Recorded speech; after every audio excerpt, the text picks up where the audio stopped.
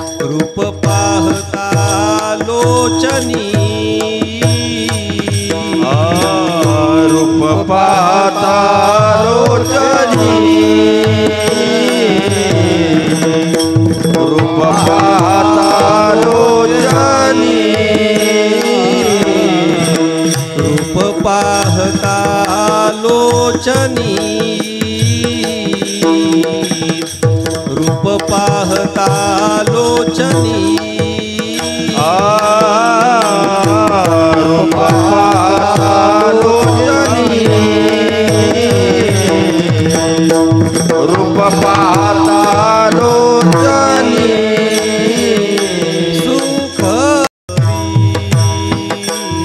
हरि जय जय राम कृष्ण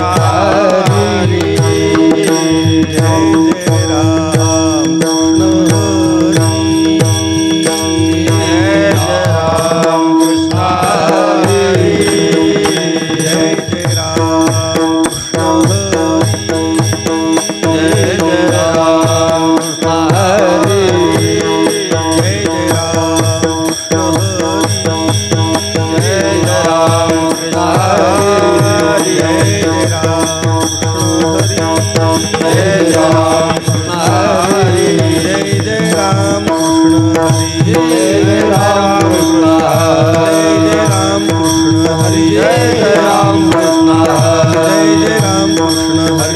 जय राम कृष्ण हरि जय जय राम कृष्ण हरि जय जय राम कृष्ण हरि जय जय राम कृष्ण हरि जय जय राम कृष्ण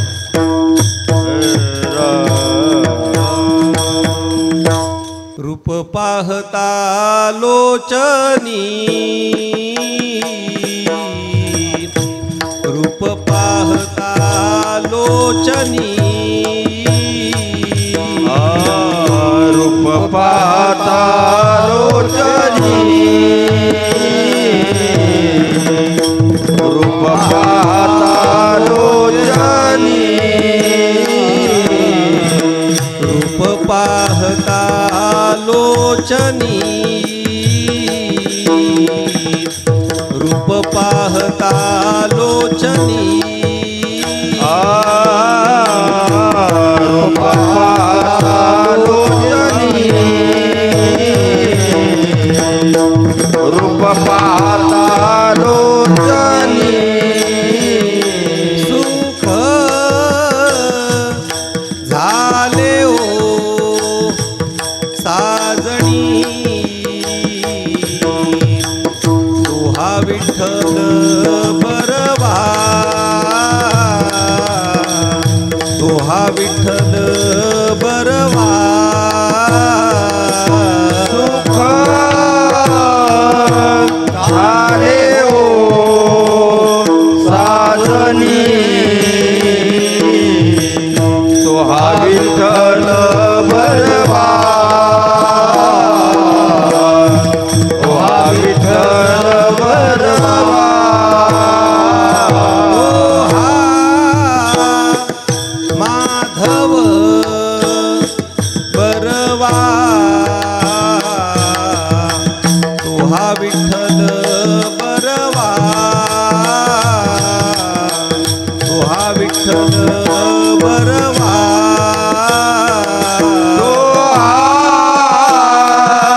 माधव बरवा तोहा विठ्ठल बरवा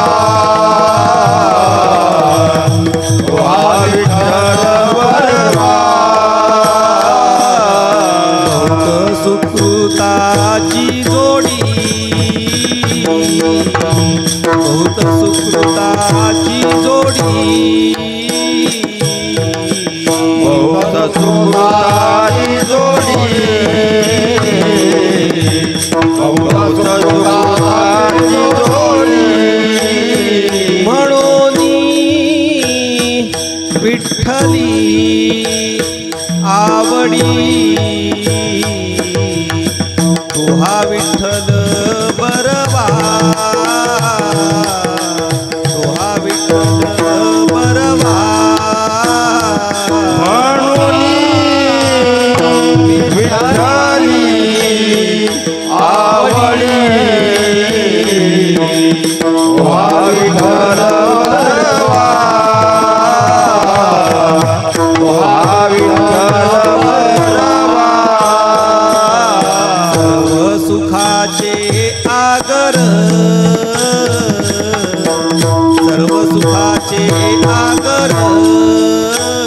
सर्व सुखाचे आगर सर्व सुखाचे आगर रखुमा देवीवर तू हा विठ्ठल बरवा तू हा विठ्ठल बरवा रखुमा देवीवर तू हा विठ्ठल बरवा तू हा विठ्ठल बरवा तो हा माधव बरवा तू हा विठ्ठल बरवा तू हा विठ्ठल बरवा तो माधव बरवा तो हा विठ्ठल बरवा तो हा विठ्ठल बरवा जय जय राम कृष्ण हरी जय जय राम कृष्ण जय राम कृष्ण हरी जय जय राम कृष्ण जय जय राम कृष्ण जय जय राम कृष्ण जय जय राम कृष्ण जय जय राम कृष्ण जय राम कृष्ण जय जय राम कृष्ण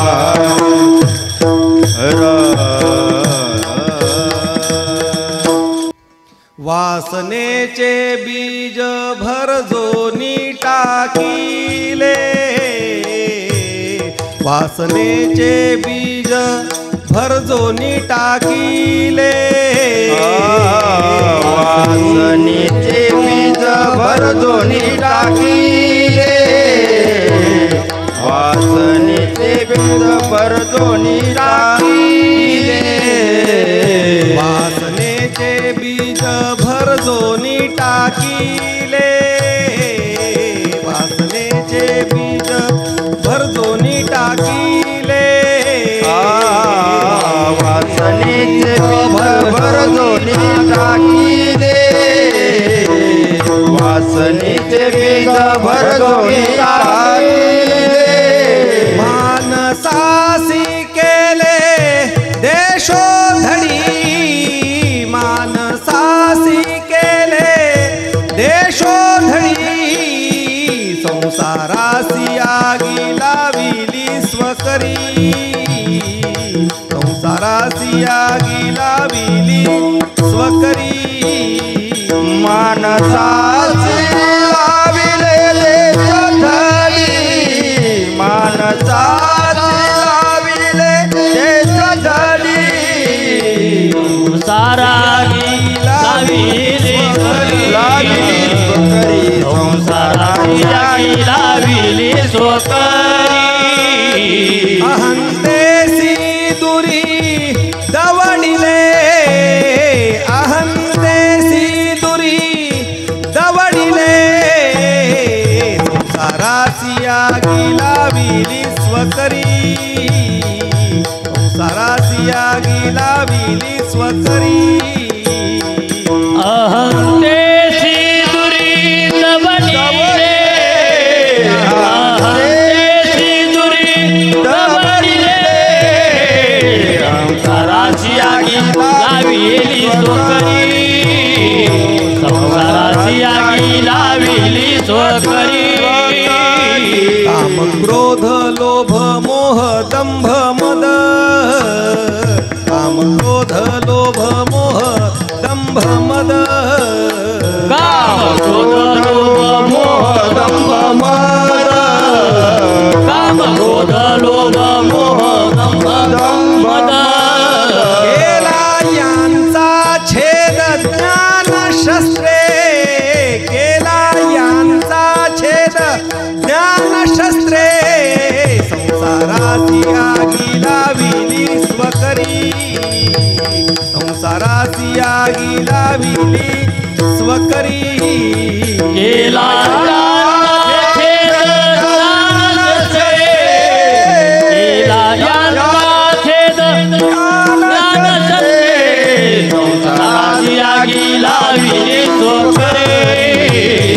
संसाराची आगी लाविली स्वकरे विवेक वैराग्य बोध क्षमा शांती विवेक वैराग्य बोध क्षमा शांती विवेक वैराग्य बोध क्षमा शांती विवेक वैराग्य बोध क्षमा शांती राखिली संपत्ती दैवी की जय राखिली संपत्ती दैवी की जय संसारासी आगी लाविली स्वकरी संसारासी आगी लाविली स्वकरी राखिली संपत्ती दैवकीने राखिली संपत्ती दैवकीने संसाराची आगी लाविली स्वकरे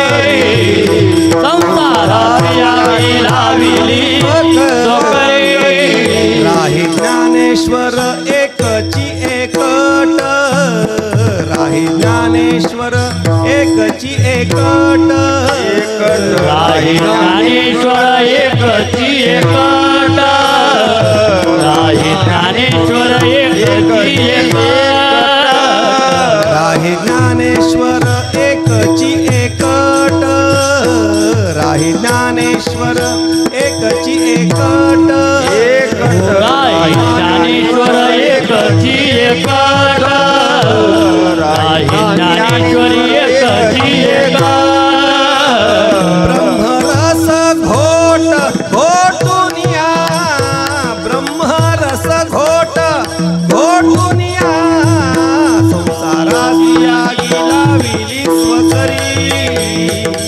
सारासी आगी लाविली स्वकरी ब्रह्मरस घोट घोटोनिया ब्रह्मरस घोट घोटोनिया संसाराची आगी लाविली स्वकरे संसाराची आगी लाविली स्वकरे अहंतेसी दुरी दवडिले अहंतेसी दुरी दवडिले संसारासी आगी लाविली स्वकरी सारासी आगी लाविली स्वकरी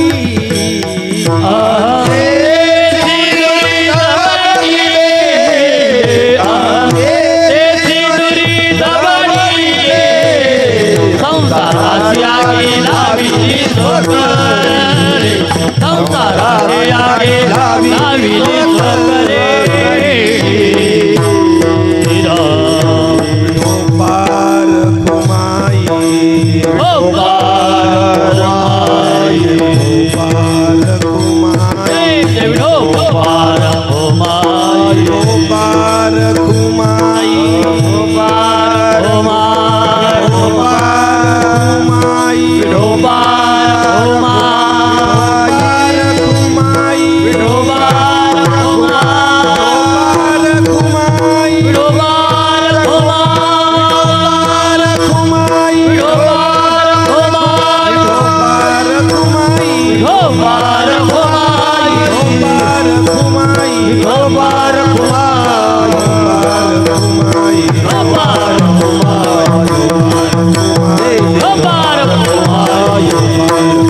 कुमाई पार कुमाई कुमाई कुमाई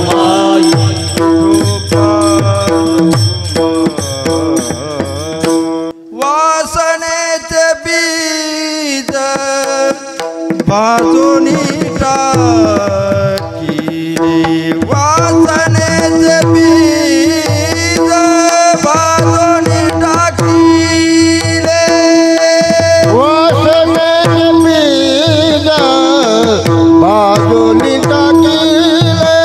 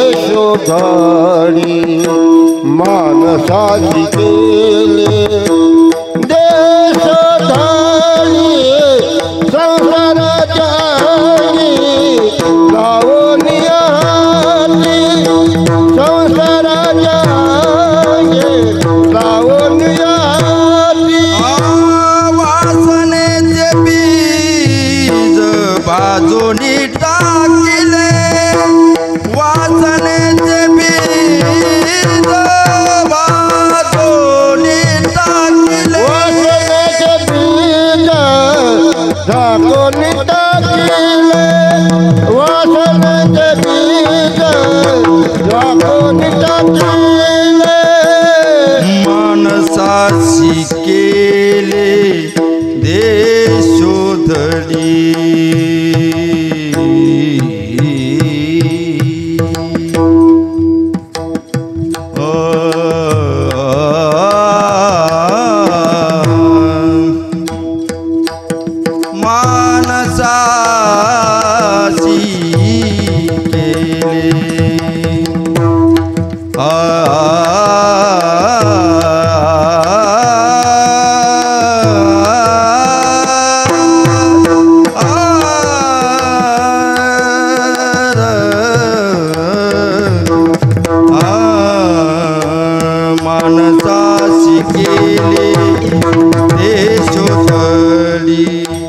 मानसाची केले देशोधडी संसाराची आगी लाविली स्वकारी संसाराची आगी लाविली स्वकारी मानसाशी केले देशोधडी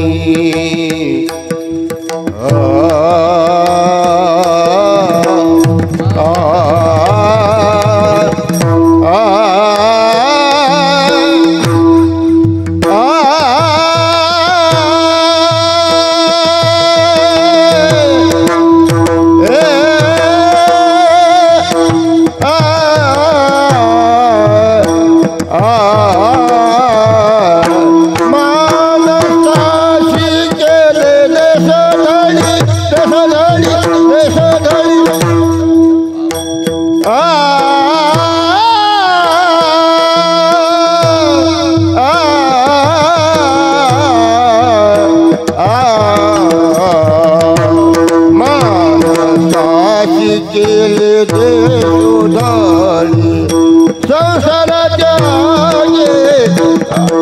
स्वकारी संसाराची आगी लाविली स्वकारी अंतेची दुरी दबडिले दबडिले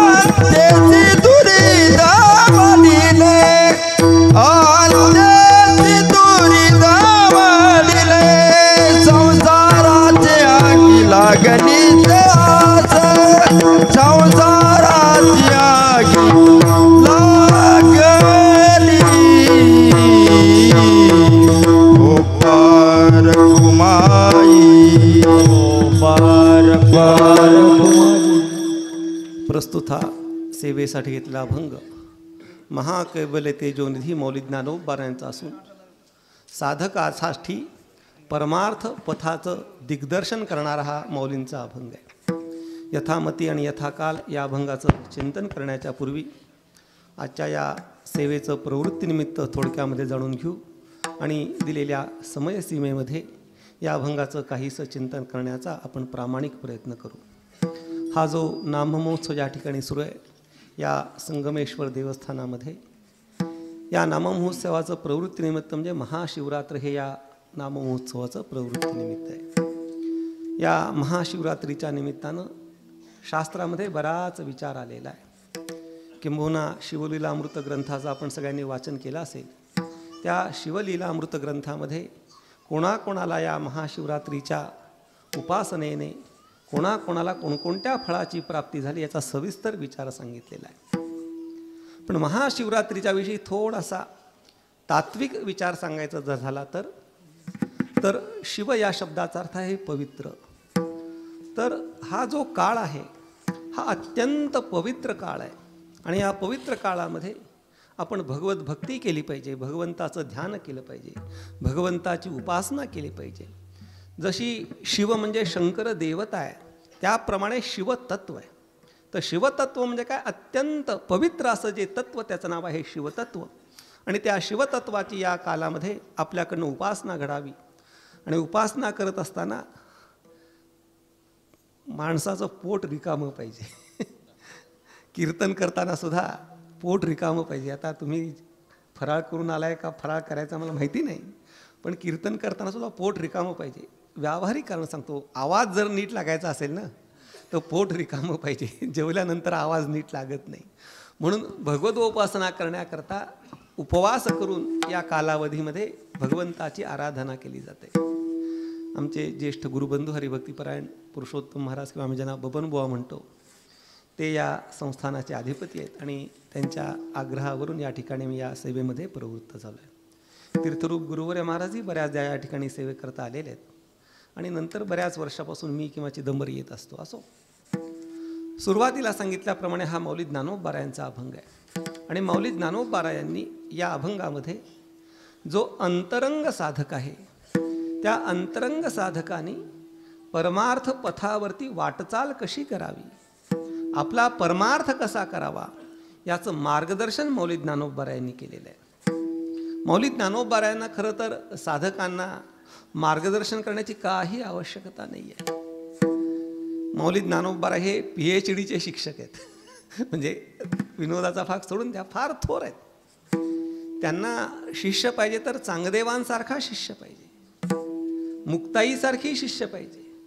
पण मौली ज्ञानोबाराय हे या थोर मोठ्या साधकांना ज्याप्रमाणे मार्गदर्शन करणारे आहेत त्याप्रमाणे सर्वसामान्य साधकांना सुद्धा ते मार्गदर्शन करणारे आहेत. किंबहुना मौली ज्ञानोबाराय इतक्या लढिवाळपणे इतक्या प्रेमळपणे मार्गदर्शन करतात की विचारायची सोय नाही. सर्व संतांमध्ये जर आपण विचार करायला गेलो, थेट निवृत्तीनाथ महाराजांपासून तर थेट निळोबारायांपर्यंत त्या सर्व संतांमध्ये मार्गदर्शनाचा जर विचार करायला गेलो तर मौलींसारखं लढिवाळपणानं प्रेमानं मार्गदर्शन करणारे संत हे मौली ज्ञानोबाराय आहेत. कारण त्यांचं वर्णन असं केलंय, साधकाचा माय बाप दरुशने हरे ताप सर्वाभूती सुख रूप ज्ञानोबा माझा.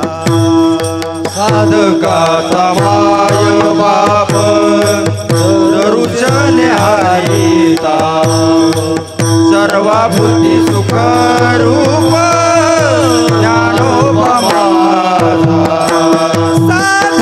साधकाचा माय बाप दरुशने हरे ताप सर्वभूती सुख रूप ज्ञानोबा माझा.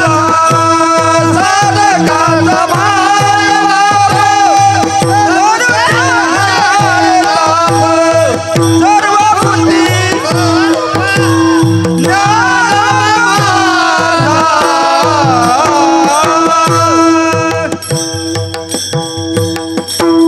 साधकाचा माय बाप दरुशने हरे ताप सर्वाभूती सुखरूप ज्ञानोबा माझा. माऊली ज्ञानोबाराय हे साधकाचे मायही आहेत आणि बापही आहेत. ब्रह्मलीनताईंची गोष्ट आठवली म्हणून सांगतो. ब्रह्मलीनताई मोठ्या विदुषी, म्हणजे बोवनबॉननी बघितलं का नाही मला माहिती नाही, थोडक्यात चुकामुक झाली असेल. तर ब्रह्मलीन ताईंसारखी विदुषी या आपल्या कराल कलिकालामध्ये होऊन गेल्या. आणि इतकी त्यांची विद्वत्ता की मोठे मोठे थोर कीर्तनकार सुद्धा त्यांच्याकडे शंका विचारायला यायचे. तर ब्रह्मलीन दादा महाराज नाना महाराजांचं वर्णन करताना करायचे की तुम्ही संत माय बाप कृपावंत. नाना महाराज हे संतही आहेत आणि माझे माय बापही आहेत. असं जेव्हा ब्रह्मलीन दादा महाराज नाना महाराजांचं वर्णन करायचे, अवघड आहे बरं का. नात्यामध्ये गुरुत्व बुद्धी होणे हे फार अवघड आहे. पण आपल्या साखरे महाराजांच्या संप्रदायामध्ये ही जी अपवादात्मक गोष्ट आहे ती घडलेली आहे. नाना महाराजांचं शिष्यत्व दादांनी पत्करलं. त्याहून मोठं आजच सकाळी पाठामध्ये आम्ही चिंतन करत होतो की पुत्राच्या ठिकाणी शिष्यत्वभाव काही कारणानं असू शकतो, पण ब्रह्मलीन दादांचं शिष्यत्व जे तात्या महाराजांनी पत्करलं ते मात्र अपवादातला अपवाद आहे. ब्रह्मलीन तात्या महाराज हे जावई होते दादांचे, आणि जावई असून सुद्धा शिष्यत्व पत्करलं हे अपवादात्मक आहे. दादांनी जेव्हा तात्या आश्रमामध्ये आले तेव्हा तात्या म्हणाले की मला श्रवण करायचं आहे. तर दादा स्पष्ट बोलणारे, म्हणजे आपले सगळी परंपरा स्पष्ट बोलणाऱ्यांची आहे. पण बोलून काय सांगायचं, स्पष्ट बोलून जगात चालत नाही, असं अवघड आहे. तर तात्यांना दादांनी विचारलं तुम्ही इथे जावई म्हणून आलाय का शिकायला म्हणून आलाय, आणि तुम्हाला जर शिकायचं असेल ना तर तुमच्या जावईपणाच्या चपला बाहेर काढून मग तुम्ही आत या.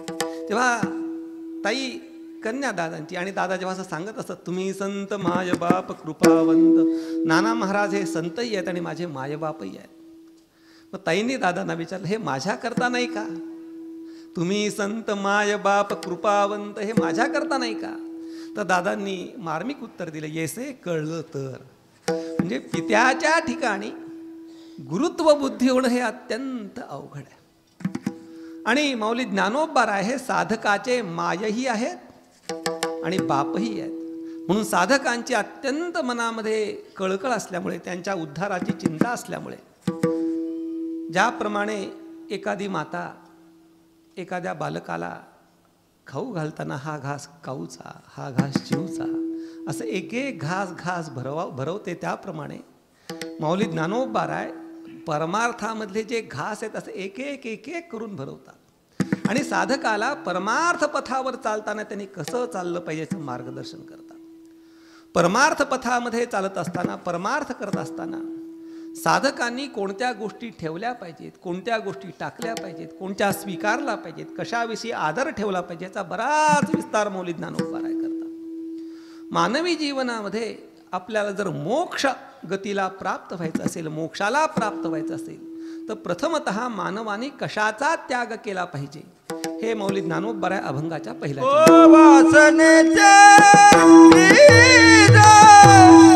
बाजोनी टाकीने वाचनेचे बीज बाजोनी टाकीने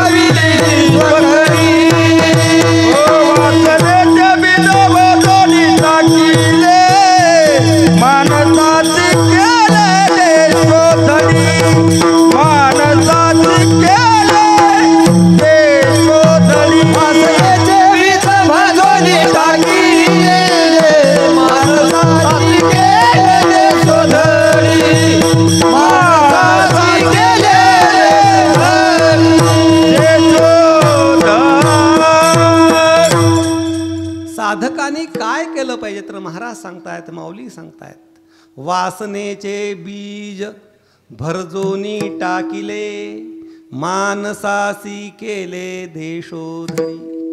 मौली ज्ञानोबा सांगतात की साधकानं वासनेच्या बियाला भाजून टाकलं पाहिजे. 2-3 गोष्टी चिंतनीय आहेत. पहिल्यांदा वासना म्हणजे काय त्याचा विचार केला पाहिजे. वासनेचं बीज म्हणजे काय त्याचा विचार केला पाहिजे. आणि वासनेचं बीज भाजायचं म्हणजे काय त्याचा विचार केला पाहिजे. तर वासना म्हणजे काय, तर वासवना शब्दाचा सामान्य अर्थ आहे इच्छा. पण प्रत्येक इच्छेला वासना म्हणता येत नाही. मग वासना कोणत्या इच्छेला म्हणायचं? जन्म घेणे लागे वासनेच्या संगे, जन्म घेणे लागे वासनेच्या संगे, जन्म घेणे लागे वासनेच्या संगे, जन्म घेणे लागे वासनेच्या संगे. तेजी अंगे झाले हरिरूप, तेजी अंगे झाले हरिरूप, तेजी अंगे झाले हरिरूप, तेजी अंगे झाले हरिरूप.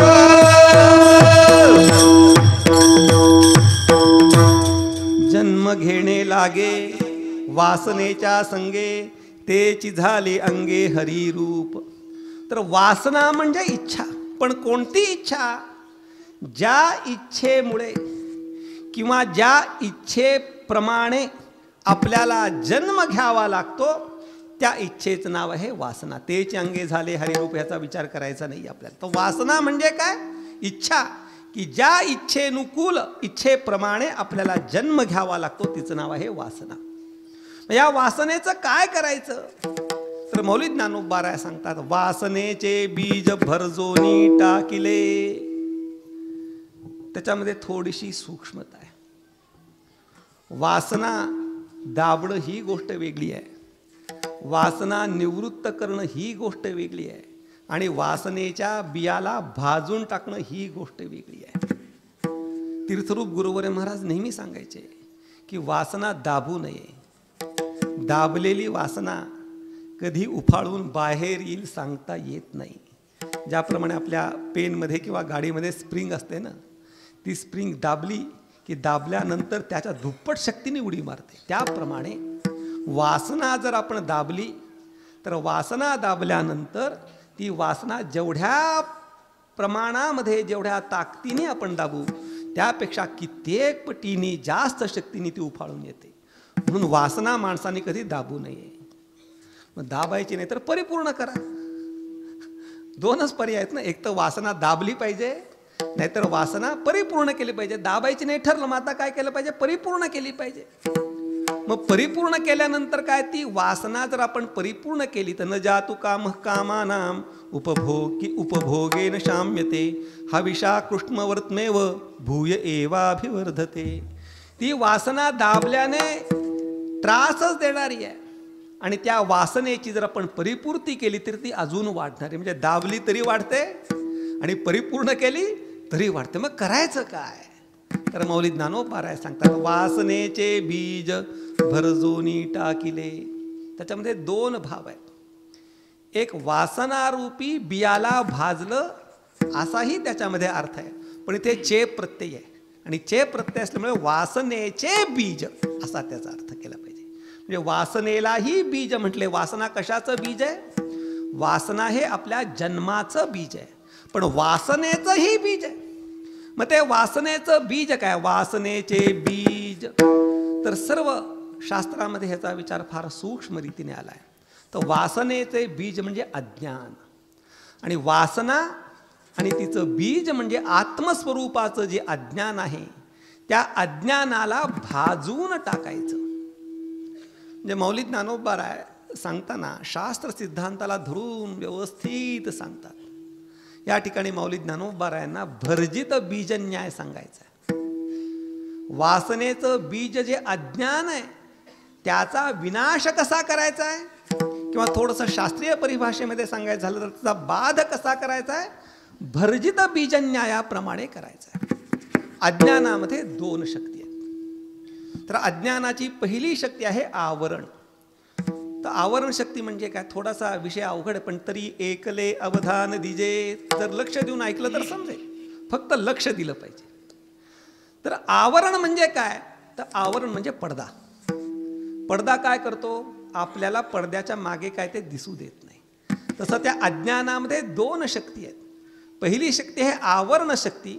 त्या आवरण शक्तीमुळे आपल्याला आत्मस्वरूपाचं ज्ञान होत नाही. आणि दुसरी शक्ती आहे विक्षेप शक्ती. विक्षेप शक्ती म्हणजे सगळं कार्यशक्ती, तुम्ही आम्ही जे सगळं काही वागतो, हिंडतो, फिरतो, ही सगळी काय त्याची विक्षेप शक्ती आहे. मग ज्या वेळेला त्या अज्ञानाचा बाध केला जातो किंवा त्या अज्ञानाचं भर्जन केलं जातं, तेव्हा त्या अज्ञानामधली आवरण शक्ती निवृत्त होते, विक्षेप शक्ती मात्र तशीच राहते. आता व्यावहारिक उदाहरण तुम्हाला सांगतो. शेती केली का दत्ता महाराज कधी? हां. मग आपल्याला जर काय पेरलं, काय सध्या काय पेरलं होतं अशात नाही, गहू, ज्वारी पेरायची. तर ज्वारी जर चांगली यायची असेल तर तुम्हाला एक उपाय सांगतो. मोठी कढई घ्यायची, त्याच्यामध्ये ज्वारी व्यवस्थित भाजायची आणि मग पेरायची. सुंदर ज्वारी नाही, म्हणजे ज्वारी जर आपण भाजली आणि भाजून जर ज्वारी पेरली तर त्या बाजरीमध्ये पुनरुत्पादन करण्याचं जे सामर्थ्य ते नष्ट होतं. आणि ती बाजरी जर भाजली किंवा ज्वारी जर भाजली तर खायला चालते का नाही? म्हणजे बाजरीमध्ये दोन सामर्थ्य, ज्वारीच्या बियामध्ये दोन सामर्थ्य. एक त्यासारखं दुसरा दाणा तयार करण्याचं सामर्थ्य आहे आणि आपलं पोट भरण्याचं सामर्थ्य आहे. जेव्हा आपण ते दाणा भाजतो तर दाणा भाजल्यानंतर त्याची पुनरुत्पादन करण्याचं सामर्थ्य नाहीच होतं, पण पोट भरण्याचं सामर्थ्य म्हणजे तसंच राहतं. त्याप्रमाणे वासनेचं जे बीज अज्ञान, त्या अज्ञानाला भाजलं म्हणजे त्या अज्ञानाच्या ठिकाणी असलेलं आवरण निवृत्त केलं आणि त्याच्या ठिकाणी असलेलं जे प्रारब्ध रूप विक्षेप तो मात्र तसाच राहिला. म्हणून वासनेचे बीज भरजोनी टाकिले. पुढे सांगतायत, मानसासी केले देशोधडी. मानसाला देशोधडीला लावलं. सगळा विध्वंसच लावलाय माऊलींनी. एकाला भाजायचं, एकाला देशोधडीला लावायचं. माऊलींचा असा विध्वंस करण्याचा स्वभाव नाही आहे. सुरुवातीला सांगितलं की माऊली हे माऊली आहेत, पण माऊली कशाचा विध्वंस करतात, तर माऊली व्यक्तीचा विध्वंस करत नाहीत, तर व्यक्तीच्या ठिकाणी असणाऱ्या वृत्तीचा विध्वंस करतात. जे खळांची व्यंकटी सांडो, खळाला सांडत नाही, खळाच्या ठिकाणी असणाऱ्या वाकडेपणाला सांडतात. त्याचप्रमाणे या ठिकाणी माऊली विध्वंस करतायत, व्यक्तीचा विध्वंस नाही, तर व्यक्तीच्या ठिकाणी असणारे जे दुर्गुण आहेत, त्याच्या ठिकाणी असणाऱ्या ज्या वाईट गोष्टी आहेत त्यांचा विध्वंस माऊली करतायत. म्हणून मानसासी केले देशोधडी. देशोधडीला लावणं म्हणजे काय माहिती आहे का? तर देशोधडीला लावणं म्हणजे वाटोळं करणं. तर मौली ज्ञानोबा म्हणतात की अजून दुसरं साधकाने काय केलं पाहिजे, मानसासी नाही, पण इथे मानसाशी, तर मनाला देशोधडीला लावायचं, मनाचं वाटोळं करायचं. तर मनाच्या स्वरूपाचा विचार योगशास्त्रामध्ये फार सूक्ष्मरीतीने आलेला आहे. किंवा मौली ज्ञानोबाराई फार सोप्या शब्दात सांगतात, संकल्पे सृष्टी घडी, सवेची विकल्पोनी मोडी, मनोरथाच्या उतरंडी उतरी आणि रची. संकल्प आणि विकल्पात्मक अशी जी आपली चित्तवृत्ती, त्याचं नाव आहे मन. तर मनाला देशोधडीला लावायचं म्हणजे मनाचं स्वरूप काय, तर संकल्प करणं आणि विकल्प करणं हे मनाचं स्वरूप आहे. येताना आपल्या मनात आलं की कीर्तनाला जावं, पण कोणतरी पाहुणा भेटला, म्हणजे चला नको जायला, परत दुसरा कोणीतरी भेटला, अरे चला. म्हणजे एका क्षणामध्ये एक विचार करायचा, दुसऱ्या क्षणात तो विचार मोडायचा, असं जे चक्र चालू आहे तेच मनाचं स्वरूप आहे. मन मन मन म्हणजे असं काही नाही, तर संकल्प विकल्प करणारं जी आपली चित्तवृत्ती त्याचं नाव आहे मन.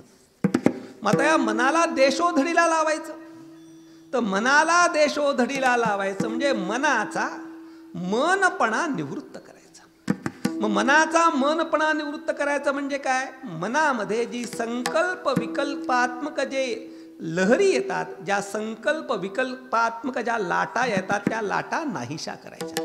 आणि त्या लाटा नाहीशा केल्या म्हणजे मन हे राम झाले, मन हे राम झाले, मन हे राम झाले, मन हे राम झाले, मन हे राम झाले, मन हे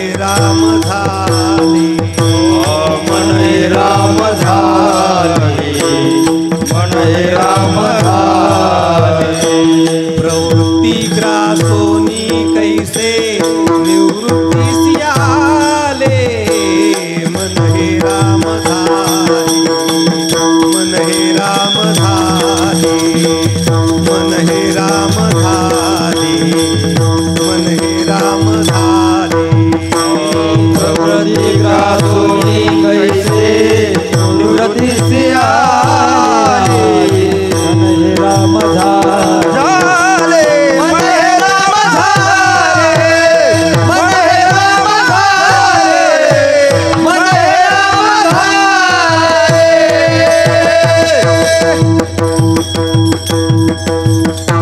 मन हे राम झाले मन हे राम झाले प्रवृत्ती ग्रासोनी कैसे निवृत्तीसे आले. म्हणजे मनाचा संकल्प विकल्प करण्याचा स्वभाव निवृत्त करून मनाला रामस्वरूपाच्या ठिकाणी म्हणजे आत्मा रामाच्या ठिकाणी स्थिर करणं, याचंच नाव काय?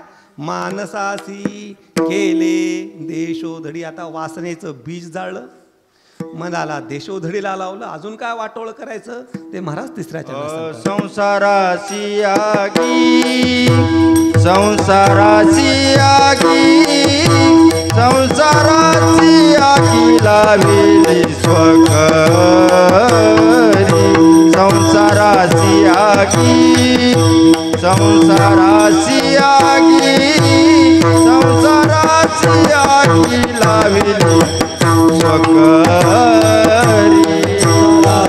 आगी संसाराची आगी संसाराची आगी लाविली स्वकरी संसाराची आगी संसाराची आगी संसाराची आगी लाविली स्वकरी संसाराची आगी संसाराची आगी संसाराची आगी लाविली स्वकरी. बोला संसाराची आगी संसाराची आगी संसाराची आगी लाविली स्वकरी.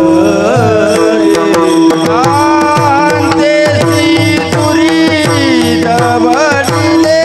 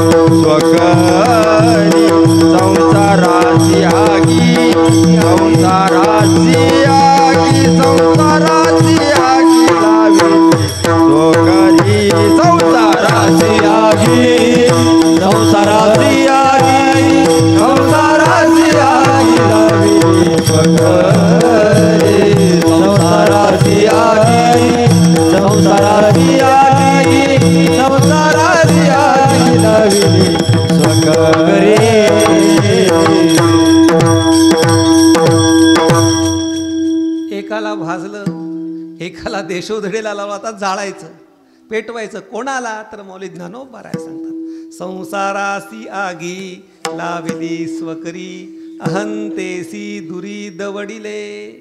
संसाराला तर आग लावायची. जगामध्ये दुसऱ्याच्या संसाराला आग लावणारे बरेच लोक आहेत. थोडंसं कंसात सांगतो, संसारात आगी लावणारे खूप आहेत.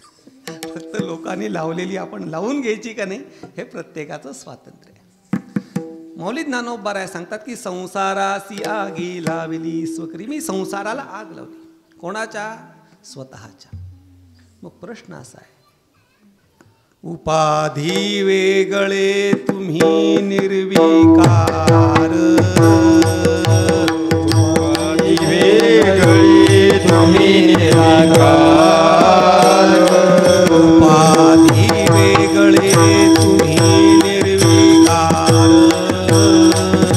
उपाधी वेगळे तुम्ही निर्विकार काहीच संसार तुम्हा नाही काहीच संसार तुम्हा नाही काहीच संसार तुम्हा नाही काहीच संसार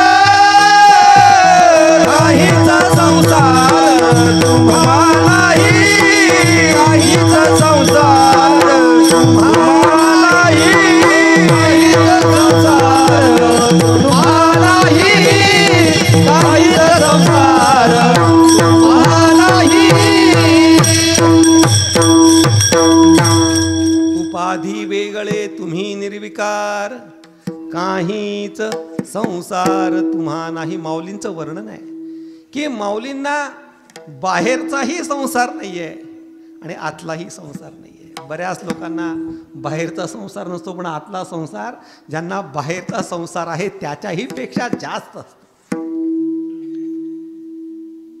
बाहेरचा संसार परवडला, पण आतला संसार मात्र फार तापदायक आहे. खरा जो ताप देणारा संसार आहे ना, तो आतला संसार आहे.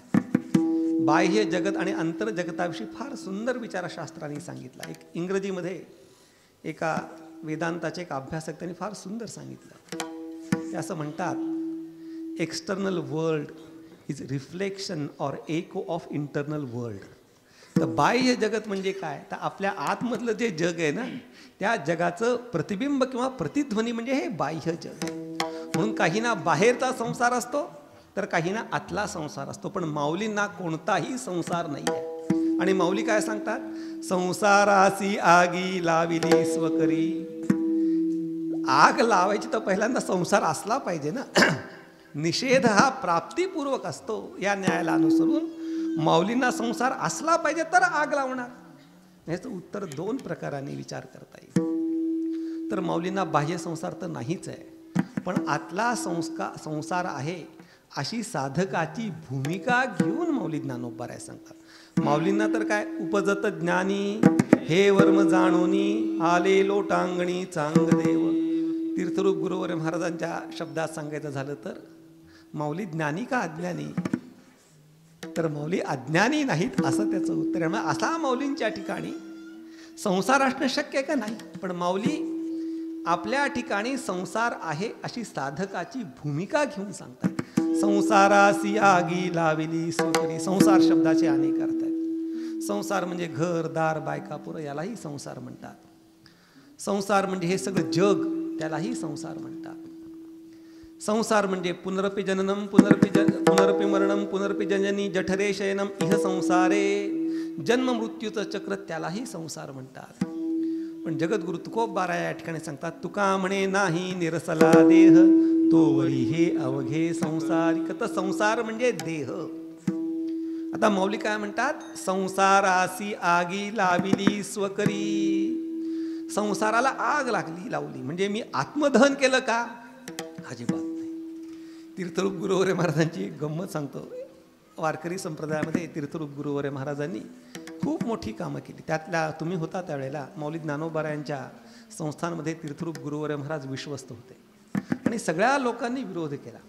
का विरोध केला, की आपण कोणाचा विरोध करतो, आपल्याला स्वार्थात जो आढावा येतो त्याचं माणसं लोक विरोध करतात. आणि तीर्थरूप गुरुवर्य महाराजांनी जेव्हा संस्थांमध्ये काम केलं, तर संस्थांमध्ये जेव्हा पालखी सोहळा निघायचा, तर पालखी सोहळ्यामध्ये गुरुवर्य महाराजांनी एक नियम केला. जसं तुमचं पाकिट बंद आहे तसा गुरुवर्य महाराजांनी काय नियम केला, तिथे माऊलींच्या जवळ जो बसेल त्यांनी बिनखिशाचे कपडे घालायचे.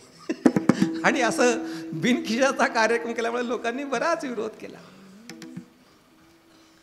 आणि विठोबा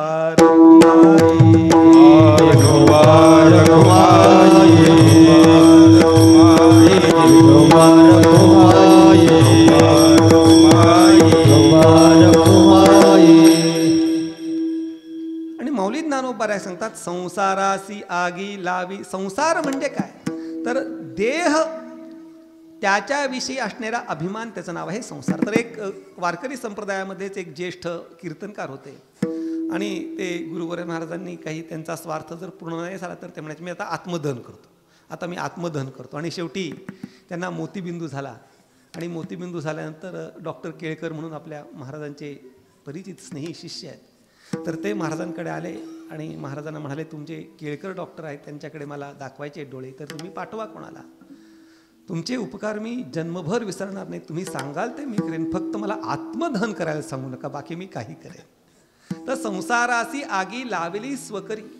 संसार म्हणजे काय अर्थ झाला, देह. देहाला आग लावणं म्हणजे काय, आत्मदहन करणं असा त्याचा भाव आहे का, नाही. तर त्याचा भाव असा आहे की 3 प्रकारचे देह आहेत, स्थूल देह, सूक्ष्म देह आणि कारण देह. त्या कारण देहाचा बाध करणं याचं नाव आहे संसारासी आगी. आणि ती कशी आहे, लाविली स्वकरी. आणि या कारण देहाचा बाध करत असताना तो दुसऱ्याने करून चालत नाही, आपला आपण तसा निश्चय केला पाहिजे, आपला आपण बाध केला पाहिजे. म्हणून संसारासी लागी लाविली स्वकरी. आणि पुढे सांगतात अहंतेसी दुरीद वडिले. जी अहंता आहे त्या अहंतेला दूर हाकललं. आता अहंता म्हणजे काय, तर अहंकार असा त्या अहंता शब्दाचा अर्थ. तर अहंकार म्हणजे काय, तर साधारणपणे मी मोठा आहे, मी शहाणा आहे, मी कीर्तनकार आहे, मी प्रवचनकार आहे, माझ्याकडे एवढ्या डिग्री आहेत, असा तसा, त्याचं नाव अहंकार नाही आहे. हा जो अहंकार आहे ना, मी शहाणा, मी मोठा, हा व्यवहारामध्ये ताप देणार आहे. पण परमार्थामधला जो अहंकार आहे तो काय आहे, तर देहाला मी समजणं हाच अहंकार आहे. आणि या अहंकाराला दूर हकलायचं. का हकलायचं, तर अहंकाराची गंमत आहे. नवल अहंकाराची गोठी विशेषे नलगे अज्ञाना पाठी, सज्ञानाचे झोंबे कंठी नाना संकटी नाचवी. तर अहंकाराची गंमत काय आहे, तर अहंकार आपल्या समोर येताना वेगवेगळ्या रूपानं येतो, वेश पालटून येतो, रूप पालटून येतो. म्हणून त्या अहंकाराला दूर हाकलायचं.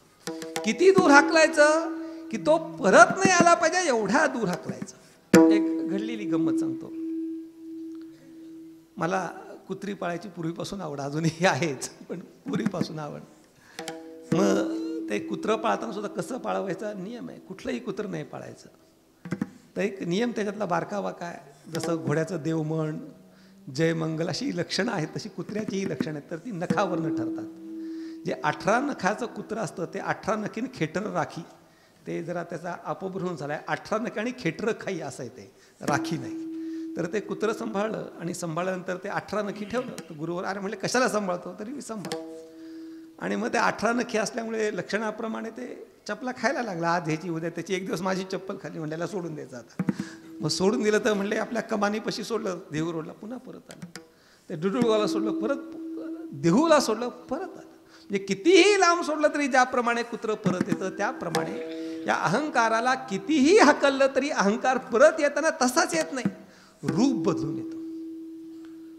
अहंकाराच्या निवृत्तीकरता भक्ती करायला सांगितलेली आहे, अहंकाराच्या निवृत्तीकरता वारी करायला सांगितलेली आहे. पण अहंकाराच्या निवृत्तीकरता करायला सांगितलेली जी साधना, भक्ती, वारी, त्या वारीचा आणि भक्तीचाच अभिमान येतो. मग काय राहायचं काय, मग या अहंतेला म्हणजे मी देह आहे या निश्चयाला दुरी दवडिले. इतकं दूर हाकला, इतकं दूर हाकला की ती परत आला नाही पाहिजे. आणि अहंकार जर गेला, अहंकार गेला, तुका म्हणे देव झाला, तुका म्हणे देव झाला, तुका म्हणे देव झाला.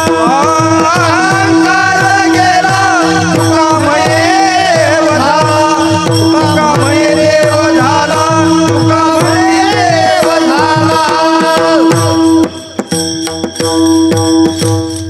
अहंकार म्हणजे कोणता, मी देह आहे ही वृत्ती जर निवृत्त झाली तर तुम्ही देव झालाच आहे. म्हणून अहंतेसी दुरी दवडिले, त्या संसाराला आग लावली, अहंकाराला हकललं. आणि हे सगळं केल्यानंतर 2 प्रकारचे संस्कार शास्त्रामध्ये सांगितलेले. एक आहे दोषापनय आणि दुसरा आहे गुणाधान. तर दोषापनय म्हणजे आपल्या ठिकाणी जे दोष आहेत त्या दोषांची निवृत्ती करणं, याचं नाव आहे दोषापनय. आणि जे सद्गुण संपत्ती आहे त्या सद्गुण संपत्तीचं आधान करणं, त्या सद्गुण संपत्तीचा अंगीकार करणं, याचं नाव आहे गुणाधान. आणि या दोन्ही प्रकारचे जे संस्कार सांगितले त्यापैकी पहिला जो दोषापनय रूप संस्कार आहे त्या संस्काराचा विचार मौली ज्ञानोबर आहे. तिसऱ्या काम क्रोध लोभ, काम क्रोध लोभ मोह दंभ मद, काम क्रोध लोभ, काम क्रोध लोभ मोह दंभ मद, काम क्रोध लोभ, काम क्रोध लोभ मोह दंभ माया, काम क्रोध लोभ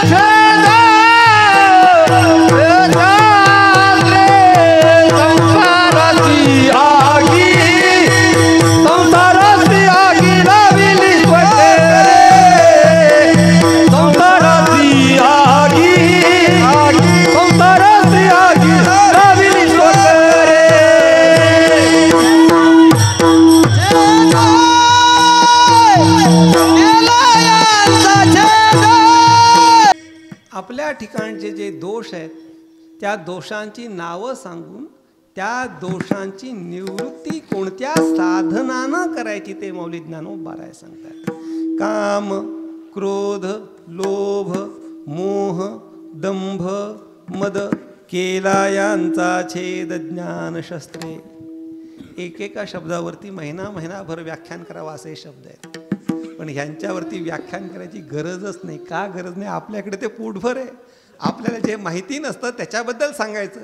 ज्यांचा अनुभव आपल्याला आहे त्याच्याबद्दल जास्त विस्तार करण्याची काही आवश्यकता नाही. तुका म्हणे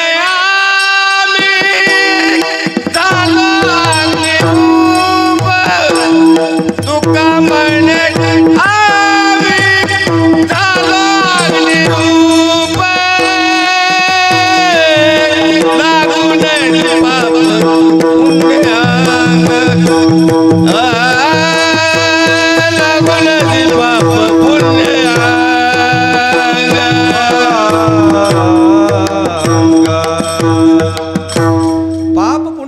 द्यायचं नसेल तर अग्निरूप होणं हे त्याचं साधन आहे. त्याप्रमाणे काम, क्रोध, लोभ, मोह, दंभ, मद केला यांचा छेद ज्ञानशस्त्रे.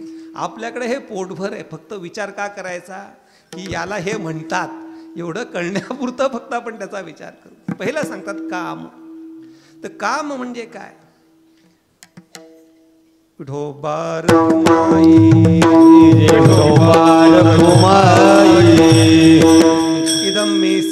इदम मे स्यात् इति इच्छा काम शब्दितः. काम शब्दाची बराच विचार सांगण्यासारखा आहे, पण थोडक्यात सांगून पुढे जाऊ. अशा प्रकारची इच्छा की जी इच्छा पूर्ण झाल्याशिवाय आपल्याला गप्प बसू देत नाही, तिचं नाव आहे काम. पुढे क्रोध. क्रोध म्हणजे काय? तर ज्या वेळेला आपल्या अंतःकरणामध्ये काम निर्माण होतो आणि काम निर्माण झाल्यानंतर कामाच्या परिपूर्तीसाठी ज्या व्यक्तीचा, ज्या वस्तूचा, ज्या गोष्टीचा प्रतिबंध होतो, त्या प्रतिबंधित गोष्टीच्या संबंधाने आपल्या अंतःकरणामध्ये निर्माण झालेली जी भावना तिचं नाव क्रोध. थोडंसं सोपं सांगतात. इथे एक 500 रुपयाची नोट पडली नाही, कोणी येऊ नका, समजा फक्त 500 रुपयाची नोट पडली आहे आणि पडल्यानंतर आमचा स्वभाव काय?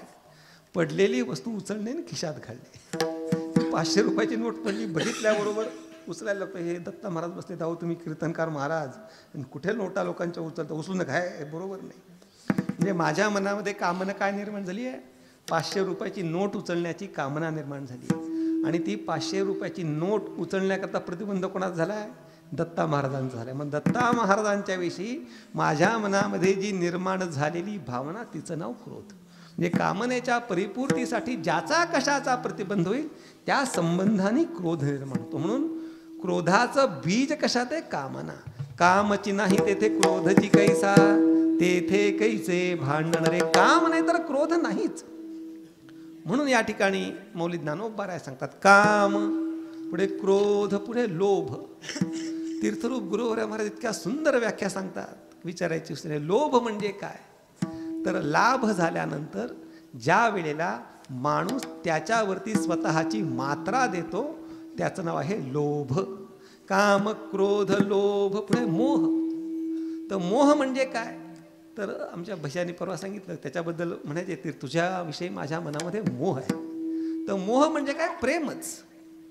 पण मोह, भक्ती म्हणजे पण प्रेम आहे आणि मोह म्हणजे पण प्रेम आहे. पण दोन्ही जरी प्रेम असले, म्हणजे भक्ती ही प्रेम आहे, मोह सुद्धा प्रेम आहे, पण त्या दोघांची बीजभूतता भिन्न आहे. भक्तीमधलं जे प्रेम आहे ते विवेकमूलक आहे. त्या प्रेमाचं बीज हे विवेकामध्ये आहे आणि मोहाचं बीज हे अविवेकामध्ये आहे. म्हणजे ज्या प्रेमाचं बीज अविवेक आहे अशा प्रेमाचं नाव आहे मोह. काम, क्रोध, लोभ, मोह, पुढे दंभ. दंभ म्हणजे काय? असत्याचा सत्याचा भोकसा काढिला, माझी असत्य तृणकुता भरिला, दंभू रूढविला इही जगी. दंभ म्हणजे बाहर से तो खूब बनी है, अंदर की बात राम, नाही तो राम का भाई लक्ष्मण, नाही तर रहीम जाने. बाह्य दृष्टीने खूप सुंदर आहे, परमार्थ सगळा चाललाय, पण अंतरंगामध्ये काय, बरोबर त्याच्या उलट. म्हणजे बाहेरून सुंदर, बाहेरून सगळं दिसायला चांगलं, पण बाहेर जरी चांगलं असलं तरी अंतरामध्ये जे वाईट असतं त्याचं नाव आहे दंभ. म्हणून काम, क्रोध, लोभ, मोह, दंभ, मद. तर मद म्हणजे काय, उन्मत्तता. त्या उन्मत्ततेच्या संबंधाने तीर्थरूप गुरुवर्य महाराज फार सुंदर सांगायचे. आणि गुरुवर्य महाराजांचे हे स्वनिर्मित शब्द आहेत बरं का. न्यूनगंड, पुष्टगंड आणि अस्मिता, तिन्ही अभिमानाचेच द्योतक आहेत. तर न्यूनगंड म्हणजे काय, तर न्यूनगंड थोडंसं इंग्रजीमध्ये सांगितलं की लोकांना समजतं. इन्फ्युरियरिटी कॉम्प्लेक्स म्हणजे न्यूनगंड. म्हणजे मी कमी आहे, मला काहीच करता येत नाही, मला काही जमेलच का, अशा प्रकारची जी भावना आहे त्याचं नाव आहे न्यूनगंड. पुष्टगंड म्हणजे काय, करायला काहीच नाही पण हां काही करतो का म्हणा होच, अशा प्रकारचा जो ओव्हर कॉन्फिडन्स, त्या ओव्हर कॉन्फिडन्सला काय म्हणतात, पुष्टगंड. आणि अस्मिता म्हणजे काय, जो योग्य अभिमान आहे त्याचं नाव अस्मिता. तर मद म्हणजे पुष्टगंड, बिनकामाचा जो अभिमान आहे त्याचं नाव मद. म्हणून हे जे दोष आहेत कोणकोणते, काम, क्रोध, लोभ, मोह, दंभ, मद, यांची निवृत्ती केली पाहिजे. माऊली हे माऊली आहेत का, माऊली आहेत तर माऊली फक्त निवृत्त करा म्हणून सांगून गप्प बसत नाही आहेत. तर माऊली ज्ञानोबाराय निवृत्ती कशाने करायची, त्या साधनांचा, ज्याला इंग्रजीमध्ये इन्स्ट्रुमेंट्स असं म्हणतात, त्या इन्स्ट्रुमेंट्सचा सुद्धा उपदेश करतायत. कशाने निवृत्ती करायची, केलायांचा छेद ज्ञानशस्त्रे. कोणतं शस्त्र कुठे वापरायचं हे कळलं पाहिजे. केस कापायचे आणि केस कापण्याकरता झाडं कापायची कात्री आणून चालेल का, नाही चालणार. जिथे जे पाहिजे तेच साधन वापरलं पाहिजे. या ठिकाणी या काम, क्रोध, लोभ, मोह, दंभ, मद यांच्या निवृत्तीकरता कोणतं साधन वापरायचंय, केलायांचा छेद ज्ञानशस्त्रे. ज्ञानशस्त्रानं, ज्ञानरूपी साधनानं यांचा विनाश करायचा. त्याचं कारण अज्ञान एव अस्य मूल कारण, अज्ञानमेवास्य ही मूल कारणम. या सगळ्यांची मूल कारणता कशात आहे, अज्ञानाला आहे. म्हणून अज्ञानाची जर निवृत्ती झाली तर सहजतेने हे काम, क्रोध, लोभ, मोह, दंभ, मद यांचा सगळ्यांचा विनाश होणार आहे. म्हणून केला यांचा छेद ज्ञानशस्त्रे. विवेक, वैराग्य, बोध, क्षमा, शांती, राखिली संपत्ती दैविकी जे. राहे ज्ञानेश्वर एकची एकट, ब्रह्मरस घोट घोटून या. संसारासी आगी लाविली स्वकरी, अहंतेसी दुरी दवडिले. अभंगाचा भावार्थ झाला असं समजून आपण संप्रदायपूर्वक भजन करू आणि उरलेल्या कालमर्यादेमध्ये, समयसीमेमध्ये राहिलेल्या 2 चरणांचा विचार करून ही सेवा पूर्ण करू. ज्याला देवाने 2 हात दिलेत आणि 1 तोंड दिले, अशा सगळ्यांनी माझ्याबरोबर प्रेमपूर्वक भजन करायचे. विठोबा रखुमाई, विठोबा रखुमाई, विठोबा रखुमाई,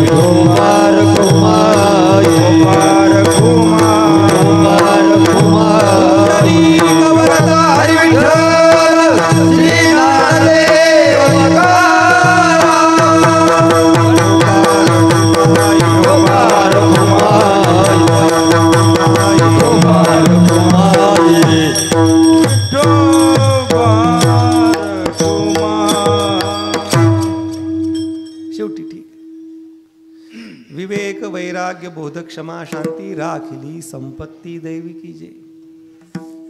त्याच्यामध्ये बारका वासा आहे की काही ठेवलं पाहिजे आणि काही सोडलं पाहिजे. आपल्या महाराष्ट्रामध्ये एक थोर विचारवंत होऊन गेले, त्यांचं नाव आहे विनोबा भावे. तर विनोबा भावांनी एक म्हणजे थोर होते, त्यांच्याबद्दल आपण काही टीका करण्याचा आपला अधिकारही नाही आहे, पण एक तत्व म्हणून कसं आहे माहिती का, तत्व जर चुकीचं असेल तर कितीही मोठ्या माणसाचं पाया पडून त्या तत्वाचं चुकीचं खंडन केलं. व्यक्तीचा द्वेष नाही, व्यक्तीची निंदा नाही, तत्वाची निंदा आहे, तत्वाचा दोष प्रागट्य आहे. तर विनोबा भावेंनी एक सर्वोदय नावाचा एक विचारसरणी प्रस्थापित केली.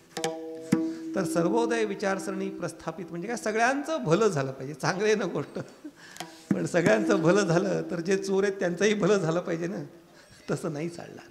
सज्जनाचं भलं झालं पाहिजे आणि दुर्जनाचं वाटोळं झालं पाहिजे. पण दुर्जनाचं जर भलं व्हायचं असेल तर व्यंकटी सांडून भलं झालं तर आमचं काही म्हणणं नाही, पण दुर्जनाची दुर्जनता राखून त्याचं जर भलं होत असेल तर ते चालणार नाही. तर त्यावेळेला पत्री सरकार, काय नाव त्यांचं, पाटील कोणचे, नाना पाटील. तर नाना पाटलांना हा सर्वोदयवाद जेव्हा लोकांनी सांगितला तेव्हा नाना पाटील म्हणाले हे सगळं चुकीचं आहे. शेतामध्ये पीक वाढू द्यायचं का तण वाढू द्यायचं? पीक वाढलं पाहिजे, तण खुडलं पाहिजे. किंबहुना पिकाला खत टाकण्यापूर्वी तण काढलं पाहिजे. तण जेव्हा असेल तेव्हा जर खत टाकलं तर पीकही वाढेल आणि तणही वाढेल. तसं चालणार नाही. म्हणून काही गोष्टींची निवृत्ती केली पाहिजे आणि काही गोष्टी राखल्या पाहिजे. आणि त्यातल्या त्यात बारकावा असा आहे की प्रथमतः दोषापनय केलं पाहिजे आणि मग गुणाधान केलं पाहिजे. दोषापनयासह जर गुणाधान केलं तर ते गुण न राहता ते दोष होतात.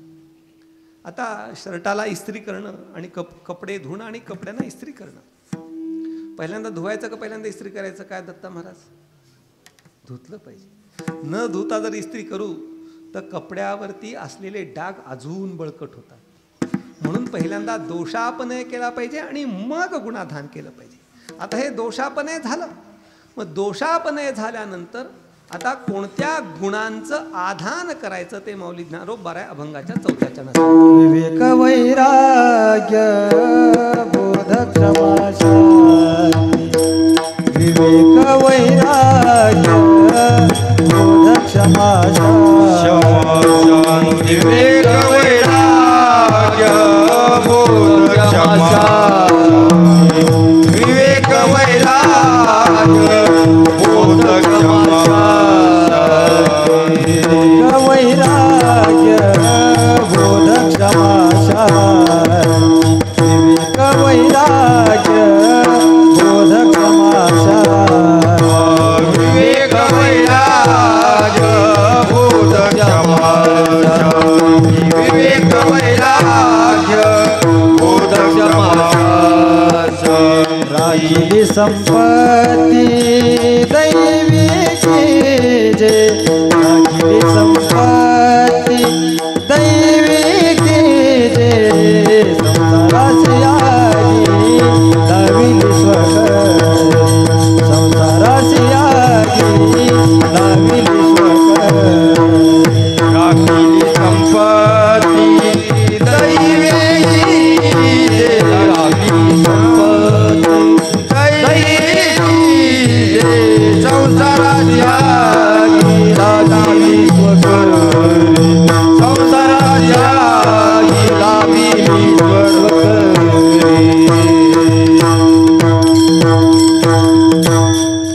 गुणांचं आधान करायचं तर माऊली ज्ञानोबा थोड्याशा बारकाव्याने सांगता येतं. गुणाधान याच्यापेक्षा गुणाभिव्यक्ती किंवा गुणसंवर्धन या रूपाने माऊली ज्ञानोबा सांगतात. कारण हे सद्गुण आपल्याकडे आहेच, प्रत्येकाकडे हे सद्गुण आहेत, पण त्या सद्गुणांची अभिव्यक्ती किंवा अभिवर्धन झालं पाहिजे. निर्माण करा म्हणत नाहीत. राखिली, राखिली म्हणजे ठेवली, वाढवली, मोठी केली. काय काय? विवेक. विवेकाविषयी विचारसागराचं नावच, विचारसागराची सुरुवातच त्या विवेकापासून होते. खरं आणि खोटं ह्याच्यामधला फरक कळून तिथे सांगितलं सत्संगतीने. काय? आत्मा अविनाशी असून तद व्यतिरिक्त सर्व हे विनाशी आहे, अशा स्वरूपाचा निश्चय करण्याचं नाव आहे विवेक. तर विवेक म्हणजे काय? खरं खोटं कळलं पाहिजे, नित्य अनित्य कळलं पाहिजे. आणि खरं खोटं नित्य अनित्य कळून त्यातलं जे अनित्य आहे, जे खोटं आहे, त्याचा परित्याग करून जे नित्य आहे, सत्य आहे, त्याचा स्वीकार करण्याची जी मनाची एक भूमिका, मनाची एक शक्ती, त्याचं नाव आहे विवेक. विवेक पुढे सांगतात वैराग्य. तर वैराग्य म्हणजे काय? तर इहलोकापासून तो थेट ब्रह्मलोकापर्यंत अनुकूल मानलेल्या भोगाच्या त्यागाच्या इच्छेला वैराग्य म्हणतात. बराच विस्तार सांगण्यासारखा आहे. विषय रांधिली रस सोय, तै जो जेवणारा ठाऊकी होय, तै तो ताटजी सांडुनी जाय जयापरी, तैसे विषया या समजता जाणीजे जै अनित्यता, तै वैराग्य दवडिता पाठी लागे. म्हणजे या विषयामधली अनित्यता, सातिशयता, साधनाधीनता या ज्या गोष्टी आहेत त्या गोष्टी समजून ज्या गोष्टी आपल्याला अनुकूल वाटतात त्या अनुकूल वाटणाऱ्या भोगेच्छांचा विषयांचा परित्याग करण्याची जी मनाची शक्ती त्याचं नाव आहे वैराग्य. विवेक वैराग्य पुढे बोध. बोध म्हणजे दोन प्रकारांनी आहे. बोध म्हणजे शब्दज्ञान असाही त्याचा अर्थ आहे, परोक्ष ज्ञान असाही त्याचा अर्थ आहे आणि अपरोक्ष अनुभूती असाही त्याचा अर्थ आहे. तर पुढे अपरोक्ष ज्ञान सांगायचं असल्यामुळे इथे शब्दज्ञान किंवा परोक्ष ज्ञान असा त्याचा आपण अर्थ घेणं आवश्यक आहे. कारण की शेवटच्या चरणामध्ये मौलिक ज्ञानोबराय अपरोक्षानुभूती सांगतायत आणि अपरोक्षानुभूती पुन्हा सांगितली असल्यामुळे पहिल्या बोध शब्दाचा अर्थ शब्दज्ञान किंवा परोक्ष ज्ञान असा घ्यायचा. म्हणून विवेक वैराग्य बोध पुढे क्षमा. क्षमेविषयी बराच विचार सांगितलेला आहे. या अवनी तलावरती या संपूर्ण विश्वामध्ये सगळ्यात मोठी क्षमाशील कोण असेल तर ती अवनी पृथ्वी ही या जगामध्ये सर्वात क्षमाशील आहे. ज्याला कोणाला या क्षमा याविषयी जास्त चिंतन करायचं असेल तर कीर्ती श्रीर वाक्च नारीणाम स्मृतिर्मेधा धृती क्षमा या ज्या भगवंताच्या 7 शक्ती विभूती आहेत त्या 7 शक्ती विभूतीच्या संबंधाने तीर्थरूप गुरुवरे महाराजांनी एक 7 शक्ती विभूती नावाचा ग्रंथ लिहिला आहे. त्या 7 शक्ती विभूती या ग्रंथामध्ये क्षमा या एका शब्दाविषयी बरीच पानं गुरुवरे महाराजांनी खर्ची घातली. ज्याला कोणाला त्या क्षमा शब्दाविषयी जर चिंतन करायचं असेल तर तो ग्रंथ त्यांनी वाचावा. जाहिरात नाही पण खरंच वाचायचं असेल तर वाचा. पण थोडक्यात सांगतो क्षमा म्हणजे काय. तर क्षमा कोणी कोणाला करायची ह्याचा पहिला विचार आहे. क्षमा ही सबलाने दुर्बलाला करायची. एक पाप्याचं पितर त्याला एका पहिलवाने दिली कानाखाली.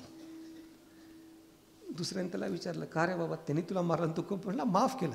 अरे तुला जर त्याच्यामध्ये मारायची ताकद असेल तर माफ करणं हे बरोबर आहे. म्हणून क्षमा ही कोणी करायची सबलाने दुर्बलाला करायची. तर क्षमा म्हणजे काय तर क्षमा म्हणजे त्याला सुधारण्याची दिलेली संधी त्याचं नाव आहे क्षमा. आणि क्षमा करताना एक गोष्ट पक्की लक्षात ठेवली पाहिजे. पक्की आपण आज ज्याला क्षमा करतो त्याच्याकडे उद्या आपल्याला क्षमा मागायची वेळ येऊ नये हे माणसाने पक्क लक्षात ठेवलं पाहिजे. म्हणून विवेक वैराग्य बोध क्षमा पुढे शांती. शांतीविषयी बराच विचार आहे. विश्वशांतीचा विचार आहे, आत्मशांतीचा विचार आहे, बराच विचार आहे. तर या शांतीविषयी मौलिक ज्ञानोबरायांनी फार सुंदर विचार सांगितला आहे. शांतीची पै शांती निवृत्ती दातारू, शांतीची पै शांती निवृत्ती दातारू, शांतीची पै शांती निवृत्ती दातारू, शांतीची पै शांती निवृत्ती दातारू. हरिनाम उच्चारू दिधला देणे, हरिनाम उच्चारू दिधला देणे, शांती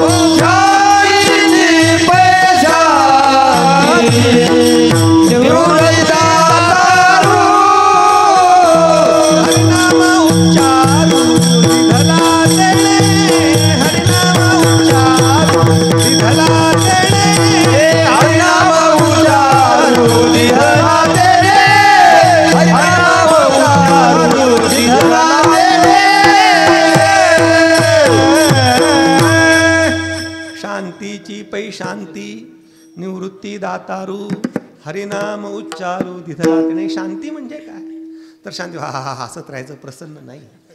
तर शांतीची पै शांती आपल्या अंतरंगामध्ये जी शांती निर्माण झालेली आहे त्या अंतरशांतीचा अपसुका सहजतेने बाह्य वर्तनावर झालेला परिणाम म्हणजे शांतीची पै शांती. आणि ही शांती कशाने प्राप्त होते? हरिनाम उच्चारू दिधला तेणे. हरिनामाच्या उच्चाराने. त्या मंत्रशास्त्रामध्ये बराच विचार आहे की कोणत्या मंत्राचा जप करावा, कसा करावा, काय करावा. त्यातल्या त्यात प्राधान्याने जो आपल्या सद्गुरूंनी दिलेला मंत्र आहे त्या सद्गुरूंनी दिलेल्या मंत्राच्या अनुष्ठानाने जी आपल्या अंतःकरणामध्ये प्रस्फुरित झालेली निर्माण झालेली जी शांती आणि आतमध्ये शांती निर्माण झाली आणि त्या आतल्या शांतीचा बाह्य झालेला परिणाम म्हणजे शांतीची पै शांती. म्हणून माऊली ज्ञानोबा सांगतात विवेक वैराग्य बोध क्षमा शांती. आणि ह्यांचं काय करायचं? राखिली संपत्ती दैवी की जे. ही जी संपत्ती ही दैवी संपत्ती आहे. दैवी संपत्ती म्हणजे खरं तर आपल्याला गुणातीततेकडे जायचं आहे. पण गुणातीततेकडे जात असताना सत्वगुणाच्या पायरीवरून गुणातीततेकडे जाता येतं. आणि सत्वगुणाच्या आधिक्यामध्ये निर्माण होणारी जी संपत्ती त्याचं नाव आहे दैवी संपत्ती. अभयम सत्वसंशुद्धी ज्ञानयोग व्यवस्थिती दानंदमश्च यज्ञश्च स्वाध्यायस्तप आर्जन. ही जशी दैवी संपत्ती त्याप्रमाणे विवेक वैराग्य बोध क्षमा शांती राखिली. राखिली म्हणजे तुमच्याकडे हे आहेच आहे. प्रत्येकाकडे विवेक आहे, प्रत्येकाकडे वैराग्य आहे, प्रत्येकाकडे क्षमाशीलता आहे, प्रत्येकाकडे शांती आहे. पण असलेली शांती गुरुवर मला त्या शांतीबद्दल बराच विचार सांगायचे. एका माणसाच्या घरामध्ये सतत अशांती, सतत अशांती. कशामुळे? तर नवरा बायकोमध्ये सतत कुरबुर कुरबुर. कशा करता? तर अपत्यहीनता. अपत्य नाही. विचारसागरामध्ये बराच विचार सांगितला आहे. पैशाने अपत्यहीनतेचं दुःख निवारण होऊ शकत नाही. मग हे अपत्यहीनता त्याचं बराच त्रास. मग अपत्य होण्याकरता काय अंगारे धुपारे परिणाम बरंच काय केलं. लौकिक अलौकिक शास्त्रीय अशास्त्रीय बरेच उपचार केले. मग सगळे उपचार केल्यानंतर त्यांना कर्मधर्म संयोगानं किंवा केलेल्या प्रयत्नांना यश म्हणून मुलगी झाली. मुलगी कशा करता पाहिजे होती? घरामध्ये जी अशांती होती त्या अशांतीच्या निवृत्तीकरता मुलगी झाली. तर मग काय मुलीचं नाव ठेवायचं? शांती. ते पूर्वी दूरदर्शनवर एक मालिका लागायची शांती. त्याच्यात सगळी अशांतीच असायची असं. तर ती मुलीचं नाव ठेवलं शांती. आता शांती जन्माला आली आहे घरामध्ये, तर घरामध्ये पण शांती निर्माण व्हावी. जशी शांती मोठी मोठी व्हायला लागली तशी घरातली सगळी शांती पळून गेली. अशी शांती इथे अपेक्षित नाही आहे.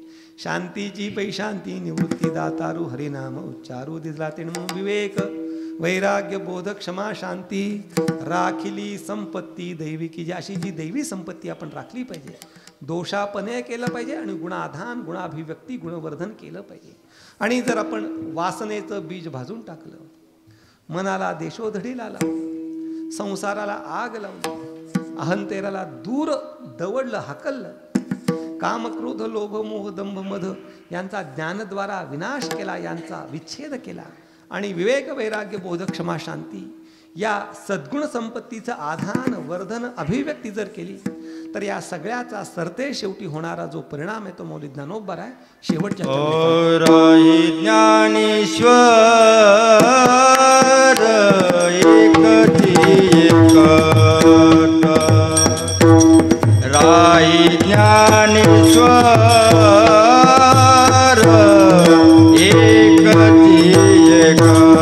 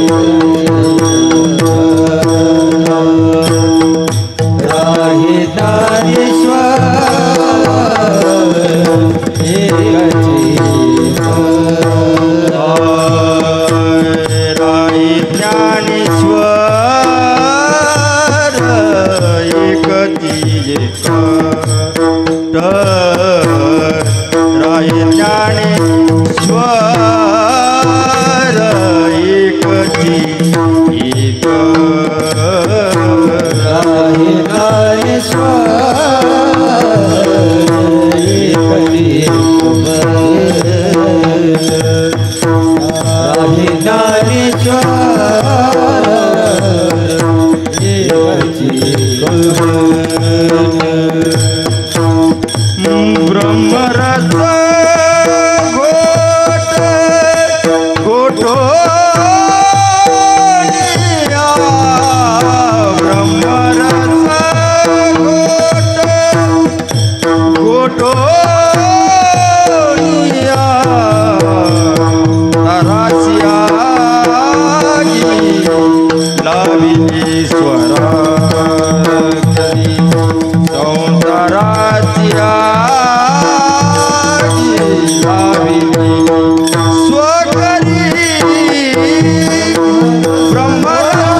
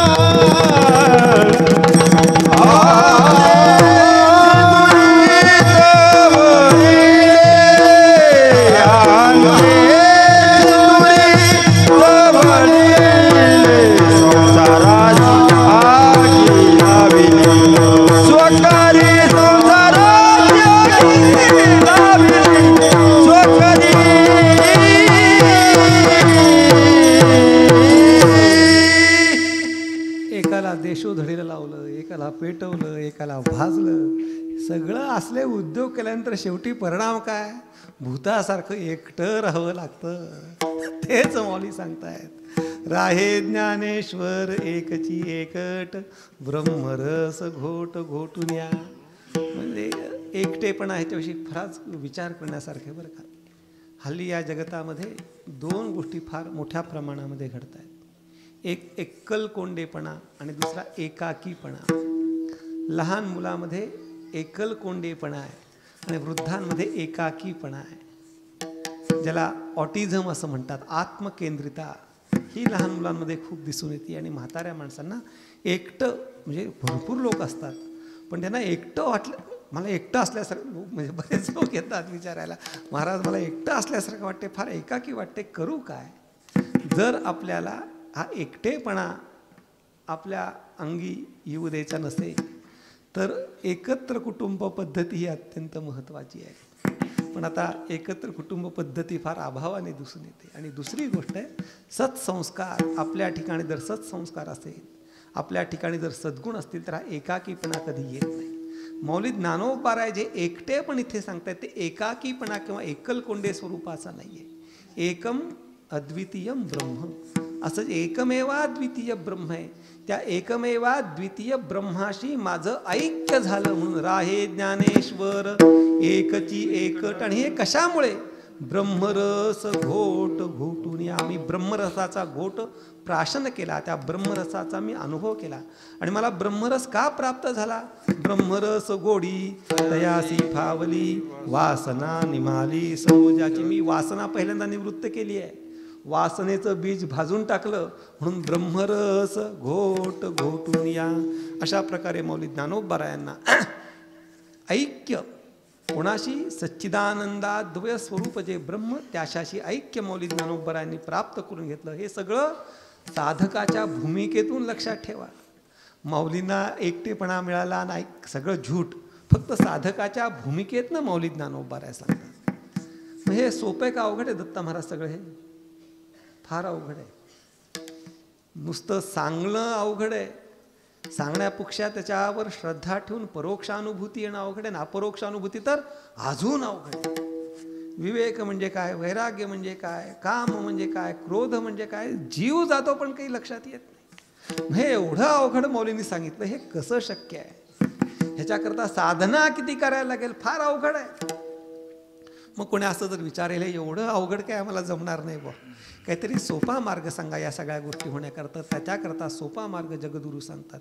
संत चरण रज लागता सहज, संत चरण रज लागता सहज, संत चरण रज लागता सहज, संत चरण रज लागता सहज, संत चरण रज लागता सहज, संत चरण रज लागता सहज, संत चरण रज लागता सहज, संत चरण रज लागता सहज.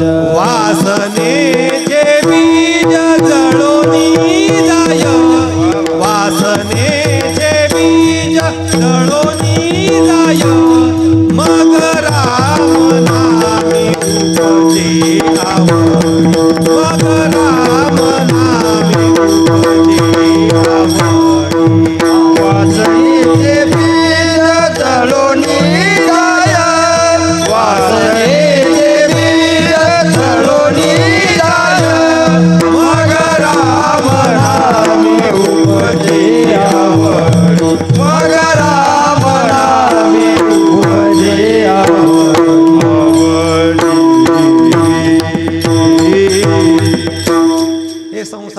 लावायची, मग नाला देशोधडीला लावायचं, हे गुणाधान दोषापणे एवढं सगळं अवघड ज्याला कोणाला जमणार नाही, आपल्यासारख्या सामान्य साधकांना हे जमणं अवघड आहे. मग आपण काय केलं पाहिजे?